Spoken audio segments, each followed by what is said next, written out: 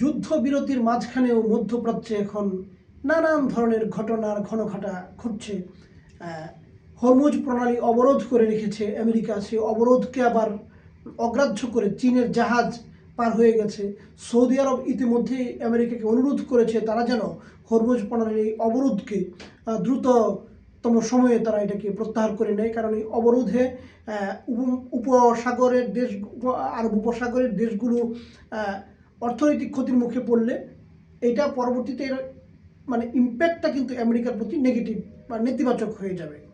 এছাড়া যদি ইরান এখন হরমুজের মতো, যেহেতু ইরানের নিয়ন্ত্রিত হুথিদের নিয়ন্ত্রণে আছে বাবেল মানদেব প্রণালী, সেটাকেও যদি বন্ধ করে দেওয়া হয়, যেটা দিয়ে হচ্ছে ওই আরব সাগরের সাথে ভূমধ্য সাগরের একটি মিলন, তো সেটাকে যদি বন্ধ করে দেওয়া হয় তাহলে সেটা তো আরেক বিপর্যয়ের কারণ হয়ে যাবে।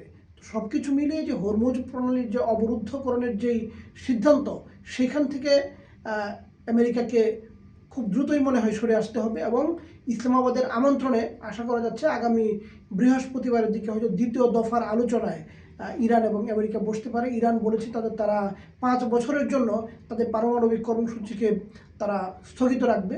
তো এভাবে যদি সব কিছু মিলিয়ে ইতিবাচক দিকে যদি অগ্রসর হয় তাহলে তো আমরা অবশ্যই এখান থেকে একটি সুসংবাদ পাব।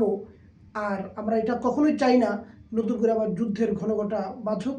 এর মধ্যে ইসরায়েল এবং লেবাননের মধ্যে যেই সংঘর্ষ, পাল্টা সংঘর্ষ, সেটা অব্যাহত রয়েছে। তো এইখান থেকে দ্রুত নিষ্কৃতি চাই। আমরা চাই যে আলোচনার টেবিল আবার ফিরে আসুক। ইসরায়েল তো নয়, কিন্তু আমেরিকা এবং ইরান তার আলোচনার টেবিল ফিরে আসুক, এবং আলোচনার টেবিল থেকে একটা সমাধান নিয়ে দ্রুত যুদ্ধ বন্ধ করে বিশ্বকে শান্তির পথে এগিয়ে নিয়ে যায়।